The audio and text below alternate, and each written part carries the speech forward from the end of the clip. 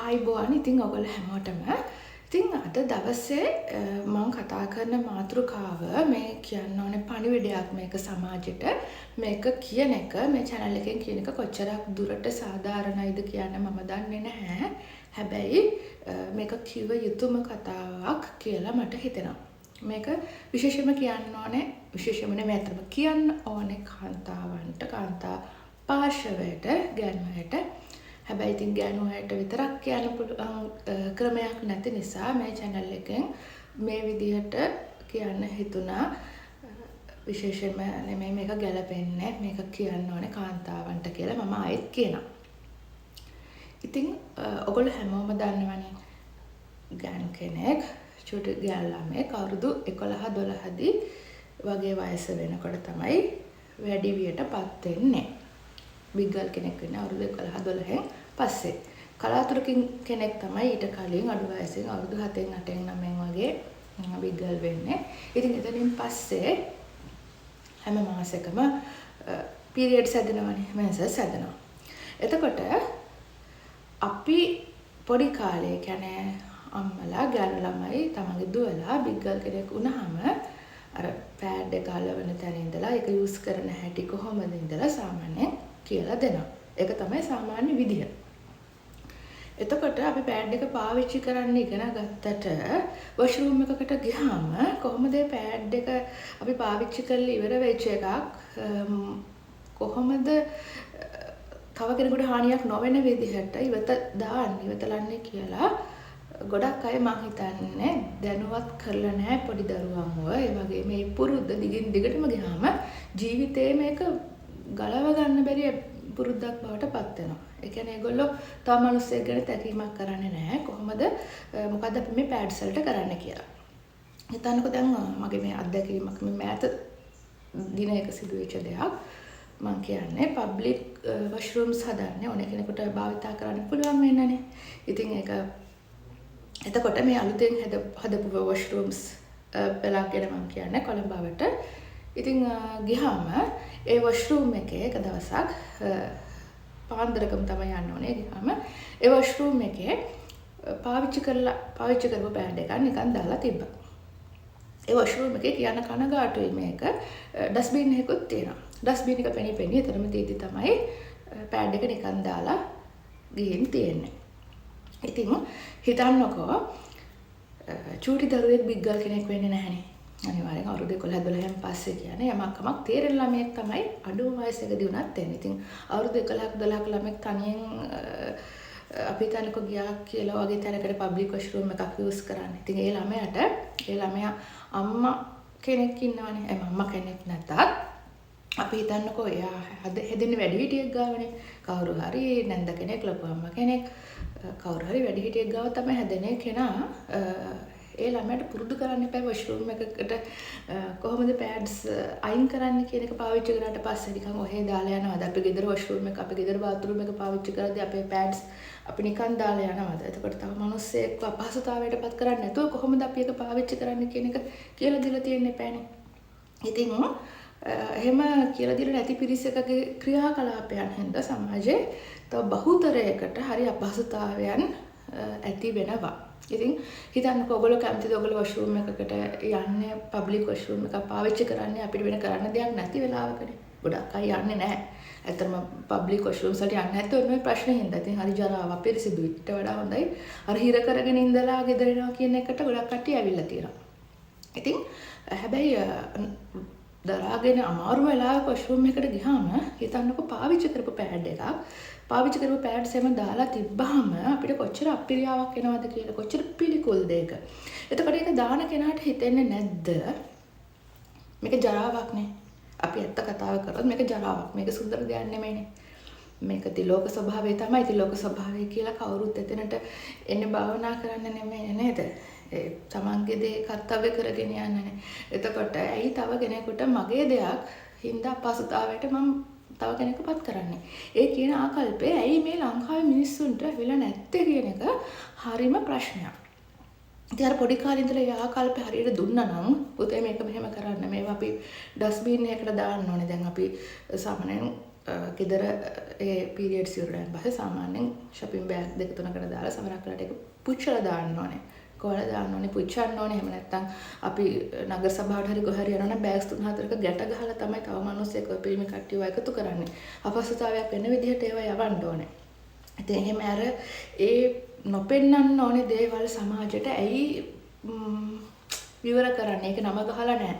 එතන පැඩ්ස්ලා නම ගහලා නැහැනේ. මේක කවුද කියලා හොයාගන්න බැරි හින්දා අනන්‍යතාවයේ හොයාගන්න බැරි හින්දාද එහෙම කරන්නේ. මම වහුවෙන්නේ නැහැ. මම එකක් දාලා ගියාට ප්‍රශ්නයක් නැහැ. අනිත්ෙන් ඊට පස්සේ එන කෙනාට එහෙම ගැහුවත් කමක් නැහැ. ඔය ආකල්පේ තියෙන තාක්කල් මේ රට හදන්න බෑනේ. ඇත්තටම මට එදා හිතුනේ මේ ළඟදී ඒක දැක්කහම මේ රට මේ ගානට තියෙන එකත් ලොකු දෙයක් කියලා. මේක පොඩි තැන ඉඳලා මෙන්න ඕනේ. මොකද මේ අත්දැකීම මම ඉඳලා තියෙනවා මුලින්ම මගේ ඉස්කෝලේදී. ඒක බාලිකා විද්‍යාලයක්. ඒ රටේ ඉතින් සමහර ළමයි කොච්චර කිව්වත් කොච්චර ඩස්බින්ස් තිබ්බත් එහෙම දාලා ගිය අවස්ථා තිබුණා. අපි දැකපු අවස්ථා ඒවා. ඉතින් මේක එන්න ඕනේ ගෙදරින්. මම එකයි කියන්නේ අම්මා කෙනෙක් නැතත් අම්මා හැමලට අම්මා නැති වෙලා ඉන්න පුළුවන්, විදේශගත වෙලා ඉන්න පුළුවන්, කවුරු හරි වැඩිහිටියෙක් ගාවනේ ඒ ගෑනු දරුවා හැදෙන්නේ. එතකොට ඒගොල්ලෝ මේක අනිවාර්යෙන් මග පෙන්වන්නම ඕනේ. මේක තව කෙනෙකුට පිළිකුල්. මේක මෙහෙම කරන්න එපා කියන දේ. ඉතින් අපි කොච්චර ලස්සනට ඇඳගෙන මේකප් කරලා සතියකට සැරයක් ෆේෂියල් කරලා කොණ්ඩ කලර් කරලා ටැටූස් ගහලා බ්‍රෑන්ඩඩ් ඇඳුම් ඇඳලා කොච්චර ලෝකෙට ලස්සනට පොෂ් විදියට ගියත් වැඩක් නැහැ. ඇතුලෙන් කරන්නේ අර වනචාරී යුගයටත් එහා දේවල් නම්. ඉතින් ඒක Tamanට දැනෙන්න ඕනේ නේ. ඒ කියන්නේ අතරම කියන්න දෙයක්වත් නෙමෙයි මේක. Tamanට තේරෙන්න ඕනේ අපි මොකද টয়ලට් ගියත් අපි පිරිසිදු කරලා ඉන්න. මොකද ඊළඟට එන්නේ මිනිස්සුන්නේ. ඒ මිනිස්සයාට යන්න හිතෙන විදිහට යන්න. මොකද අපි මේකට ගියා. එතකොට අපිට පාවිච්චි කරපු විදිහට අපිට පිළිකුල් දෙයක් තව මිනිස්සෙකුටත් පිළිකුල්. ඉතින් ඒ නිසා ඊළඟට එන කෙනා ගැන හිතන්න පුරුදු වෙන්න ඕනේ. දැන් විදේශ රටවල් වල ඉන්න කට්ටිය දන්නවා ඇති සමහර කොච්චර පිරිසිදුයිද. ඒ රටවල් වොෂ්රූම්ස් කියලා ඩිසිප්ලින් කියන එක, සෙල්ෆ් ඩිසිප්ලින්, සනම් විනය කියන එක හදන්න නැතුව මේ රට මෙතනින් එහාට යන්න බෑ. ඉතින් අපි කොච්චර සිස්ටම් චේන්ජ් කරන්න හැදුවත් පරිපාලනය ආණ්ඩුව වෙනස් කරන්න මොනවා ගහුවත් අරගල කරත් වැඩක් නැහැ. තමන්ගෙන් හැදෙන්න ඕනේ ටික තමන්ගේ විනය තමන් හදාගන්න නැතුව. මේක ආකල්පමය වශයෙන් ලොකු ගැටලුවක් ලංකාවේ තියෙනවා. මේ ඇටිටියුඩ්ස් වල ප්‍රශ්නයක්. තව කෙනෙකුට හිංසාවක් නැතුව කරදරයක් නැතුව ඉන්නේ කොහොමද කියන එක මුලින්ම පොඩි කාලේ ඉඳලා ළමයි ගොළුවට යන්න ඕනේ. ඉතින් එහෙම ගියොත් මං හිතනවා අනාගතේ වැරදි කරන පිරිස ඒ දේවල් මේක පිළිකුල් දෙයක් කියලා හරි තේරුම් අරගෙන මේක නවත්තයි කියලා. ඉතින් ඒ ආකල්ප හැදෙන්න ඕනේ තමන්ගේ පරිසරයේ. වැඩිහිටියන්ගේ ලොකු විශාල යුතුකමක් තියෙනවා මේ ගෑනු ළමයිව මේ සම්බන්ධව දැනුවත් කරන්න. ඉතින් මම පිරිමි පාර්ශවයේත් ඉතින් එහෙම දේවල් ඇති ඒගොල්ලන්ගේ මල මුත්‍රා කියන එක කවුරුත් කරනවා. ඉතින් ඒ දේවල් වලදී ඒක පිරිමි ළමයිටත් ඒක පොඩි කාලේ ඉඳලා දෙන්න ඕනේ. මම විශේෂයෙන්ම අද නම් මේ කියන්නේ පැඩ්ස් ගැන. තමන් පාවිච්චි කරපු පැඩ් එක ලැජ්ජාවක් ඇතුව එහෙම කරන්න පුළුවන්ද දාන්න පුළුවන්ද කියලා මට නම් හිතෙනවා. ඩස්බින් එක පෙනි තියෙද්දි ඒක එක්ක අපි ගමනක් කරනකොට බෑග් එකක් අරන් යන්න ඕනේ. shopping bags දෙක තුනක් දාගෙන අපි පාවිච්චි කරපු එක එතන ඩස්බින් එකක් නැත්තම් ඒකේ බෑග් එක දාලා ඇවිල්ලා ගෙදර ඇවිල්ලා විසික් කරන්න අපිට පුළුවන්කම තියෙන්න ඕනේ. එහෙම නැත්තම් එතන ඩස්බින් එකට දාන්න පුළුවන්කම තියෙන්න ඕනේ. ඒවා කඩලා තැන් වල අපි ගෙදර වොෂරූම් එකේ දාන්න පාවිච්චි එහෙම දාන්නේ නැහනේ. නේද? අපේ තාත්තලා ඉන්නවා, අයියලා මල්ලිලා ඉන්නවා, හස්බන්ඩ් ඉන්න පුළුවන්. ඉතින් ඒගොල්ලන්ට අපිරියාවක් වෙන විදියට ගෑනු කට්ටිය. ඉතින් අම්මලා අක්කලා නංගිලා හිටියත් ඒගොල්ලන්ට උනත් අපිරියයි මේක. එහෙම දාලා එන එක හරි කැතයි. ඒක හිතන්නකො එහෙම තමන් පාවිච්චි කරපු එකක් එහෙම විසික් කරලා එන්න හිතනවා කියන්නේ මේ මිනිස්යාගේ මානසිකත්වය කොතනද තියෙන්නේ නේ. ගෑනු ආකල්පවල හැසිරීම ලොකු ප්‍රශ්නයක් තියෙනවනේ. පිටට කොහොම සුදු වෙලා ලස්සන වෙලා සුවත ගගා ගියත් වැඩක් නැහැ නේ. යාගේ හැදෙන්න මොන තැන හැදෙලා නැත්තම්. ඉතින් මේක වෙනස් වෙන්න ඕනේ. පිටරටවල ඉන්න කට්ටිය මං හිතන්නේ මේ කියන දේ දන්නවා. ඒගොල්ලන්ගේ සමහර රටවල හදන්න දෙයක් නැහැ වෙන මේ කමුතුෙන් කියන්න දෙයක් නැහැ. ඔය පැහැට්ස් එහෙම ප්‍රොමෝට් කරන ඇඩ්ස් දානවනේ. ඕන හැටි ගැල්ලමයිව දාලා. හැබැයි එතනින් එහාට මේක පාවිච්චි කරන්නේ කොහොමද? පාවිච්චි කරලා ඉවරනන් පස්සේ මේක ඉවත දාන්නේ කොහොමද? මේක අපද්‍රව්‍යයක් නේ. මේක බැහැර කරන්නේ කොහොමද කියන එක කිසි තැනකින් අපිට කියලා දෙන්නේ නැහැ. ඒක ඉතින් ලැජ්ජාවක් තමයි ඒක අතකට. හැබැයි දැන් මොකද මේක පිළිමයට ඇහෙනවා. හැබැයි ඉතින් මේක කියන්නත් වෙනවා. කියන්න වෙන නිසා තමයි මම අද මේක කියන්න ඕනේ කියලා හිතුවේ. ඉතින් ඇත්තටම හරිම කාරුණිකව ඔයගලන්ට කියනවා මේ කාන්තා පාර්ශවයට එහෙම කරන්න එපා. ඒ දේවල් කරන්න එපා. ඒ ඩිසිප්ලින් කියන එක ස්වයං විනය කියන එක ඔයගොල්ලෝ හදා ගන්නම ඕනේ. ඒක අප්පිරියයි. ඒක අප්පිරිය දෙයක්. පෑඩ් එකක් යූස් කරපු පෑඩ් එකක් කියන්නේ තව කෙනෙකුට බලන්න පුළුවන් දෙයක් නෙමෙයි. ඒක එක පැත්තකින් ඒක ගඳයි අප්පිරියයි ඒක පිළිකුල් සහගත දෙයක් නෑ. අපි අපේ නම එක වැටලා තිබුණ නැති වුණාට ඇයි තව මිනිස්සෙක් අපහසුතාවයටපත් කරන්නේ? ඒක හිතන්න ආත්මార్థකාමී වෙන්න එපා. මං විතරක් වොෂ්රූම් ගියා මම මගේ වැඩේ කරගත්තා දැන් මං එළියට ආවා කියන තැන ඉන්න එපා. ඒක හරි මේ රට එහෙම තිබ්බොත් මෙතනින් එහාට නෙමෙයි මෙතන අඩි තව ගව ගාණක් පස්සට යන්නේ. ඉතින් ඒ නිසා තව මිනිස්සෙක් ගැන හිතන්න පුරුදු වෙන්න. ඉතින් අපි දකින්න ලස්සන කොච්චර අපේ රට හරි ලස්සන රටක් නේ. දියැලක් ගාවට ගියත් ගඟක් ගාවට වැවක් ගාවට ගියත් අපද්‍රව්‍ය දාලා තියෙනවා. මම එක වෙන වීඩියෝ එකකින් ගැන කතා කරන්න බලාපොරොත්තු වෙනවා. ඉතින් අපිට හිතනවා ඒ වගේ ලස්සන තැනක් දැක්කම හිතනවාද මිනිස්සෙකුට ට්‍රැෆික් කොලයක් හරි විසි කරන්න කියලා. හිතනවාද ජරාවක විසි කරන්න.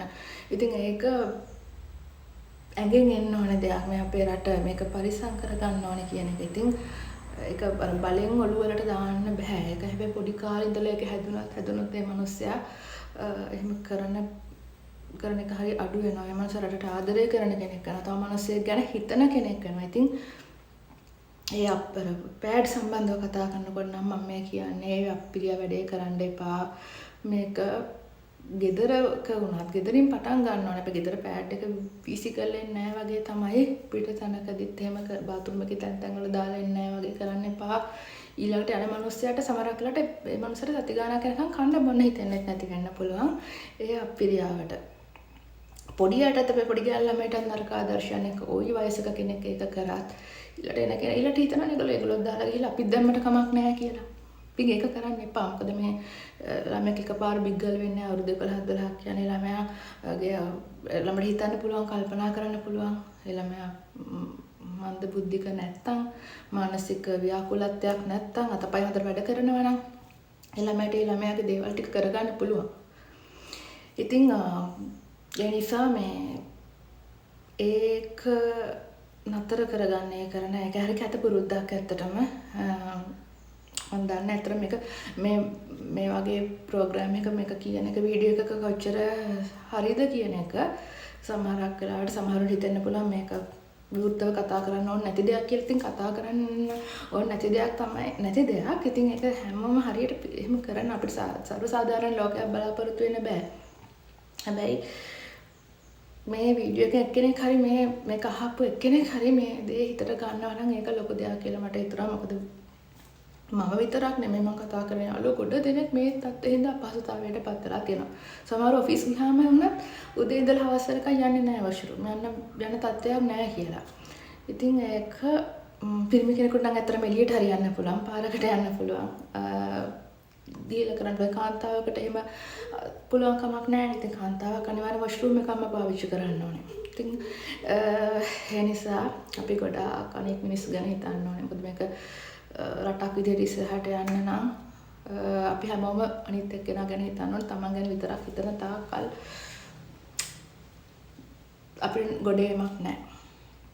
අපි දේශපාලඥයන්ගේ අතේ තියෙන වැඩක් නෙමෙයි මේක. ජනාධිපතිතුමා අතේ අගමැතිනියා අතේ තියෙන වැඩක් නෙමෙයි. මේක තියෙන අපේ අතේ. කොතන ගියත් තමන්ගේ විනය රැක ගන්න එක, තමන්ගේ ආකල්ප ධනාත්මකව වෙනස් කරගන්න එක, සහ කම්පැනියේ මිනිස්සෙක් ගැන තව කෙනෙක්ව දැනෙන්න ඇති කරගන්න එක මේක මේ කාටවත් කරන්න පුළුවන් වැඩක් නෙමෙයි. මේවා ටිකින් ටික තමන් තුළම වර්ධනය වෙන්න ඕනේ දේවල්. ඉතින් ඔයගොල්ලන්ගේ අම්මා කෙනෙක් නම් ඔයා වැඩිහිටියෙක් නම් තමන්ගේ චුටි දුවෙක් ඉන්නවනේ ඔයගොල්ලන්ට කියලා දෙන්න පොඩි කාලේ ඉඳලම. පිළිකුල් සහගත දේවල්, අප්පිරිය සහගත දේවල් ලෝකයට ප්‍රදර්ශනය කරන්න එපා. විශේෂයෙන්ම මේ කාන්තාවකගේ පිරිසිදුකම අර කියනවනේ ගේකට ආවම කුස්සියනුයි බාත්රූම් එකනුයි ඒ ගෙදර සත්‍ය කියන්න පුළුවන් කියලා. ඉතින් අර ඒ වගේ ව්‍යාකූල වෙච්ච මනසකින් හැසිරෙනවා වගේ හැසිරෙන්න එපා. ඒ වගේ තැන්වලදී හිතන්නකෝ ඒ අනිත් එක්කෙනාට මොකද්ද හැම වෙලෙම හිතන්න මම වොෂ්රූම් එකට ගිහම මම එනකොට පාවිච්චි කරපු පෑඩ්ස් දාලා තිබ්බොත් මම කොහොමද එතනට යන්නේ? මගේ කාර්යතාවය මම කොහොමද කරගන්නේ? මට මොනවද හිතෙන්නේ? මට අපිරියාවක් දැනනවද? එතකොට මගෙන් පස්සේ එන කෙනාටත් ඒක හිමම වෙනවා කියලා. ඉතින් ආගම් වශයෙන් ගත්තොත් බුදුරජාණන් දැන් මම බෞද්ධයෙක් විදිහට මම කියන්නේ බුදුරජාණන් වහන්සේ නම් පිරිසුදුකම කියන එක පෞද්ගලික පිරිසුදුකම විනය කියන එක ඊටමත් මිහලින් ශ්‍රාවකයාට දේශනා කරපු ශාස්ත්‍රඥ වහන්සේ නමක්. ඊටමත් පිරිසුදුකම පවිත්‍රත්වය කියන එක ඊටමත්ම අගය කරපු ශාස්ත්‍රඥ වහන්සේ නමක්. ඉතින් අනිත් ආගම් වලත් එහෙම ඇති. සීලම ආගම් වල ඕනම ආගමක් ගොඩනැගිලා තියෙන්නෙම යහපත් මිනිස්සෙක් ලෝකෙට දායාද කිරීමේ අරමුණෙන්. ඉතින් අනික ආගම් වල මේ පවිත්‍රත්වයේ පිරිසුදුකම විනය සම්බන්ධ කාරණා දේශනා කරලා ඇති. මේක පාසල් පද්ධතිය තුලත් මට පහුගිය දවසක අහන්න ලැබුණා මේ ගුරුවරුන්ටත් මේක ගැටලුවක් කියලා ශිෂ්‍යයන්ව දැනුවත් කරනවා කියලා මේ සම්බන්ධව. ඉතින් මේක ඇත්තටම ඉස්කෝලේට පුළුවන් මේ සම්බන්ධව දැනුවත් කරන්න. ඉස්කෝලේ දක්වා ගෙනියන්න ඕන දෙයක් නෙමෙයි. වැඩිහිටියෙක් ගාවනේ දුවෙක් හැදෙන්නේ. කවුරු හරි මේ ළමයා තනියෙන් හැදෙන්නේ නැහැනේ. ඒ ඉන්නේ වැඩිහිටිය දැනගන්න ඕනේ මේ දරුවට මේ දේවල් කියලා දෙන්න. ඉතින් අද මම වීඩියෝ එක මෙතනින් ඉවර කරනවා. ඉතින් මම හිතනවා මේකෙන් මොකක් හරි පණිවිඩයක් සමාජයට පුංචි හරි දෙයක් ලැබෙයි කියලා. ඉතින් ඒක කියන්නම තමයි මේක ඇත්තටම සමාජ ප්‍රශ්නයක්. අද වීඩියෝ එක කරේත් ඒ ගැන කියන්නමයි. ඉතින් හැමෝටම ගොඩක් ස්තුතියි. ඉස්සරහටත් මේ වගේ වීඩියෝස් බලන්න කැමති නම් අපේ channel එක subscribe කරලා bell icon click කරලා ඔය දාලා තියාගන්න. එහෙනම් අතට ගිහින් එන්න හැමෝටම සුබ සතියක්.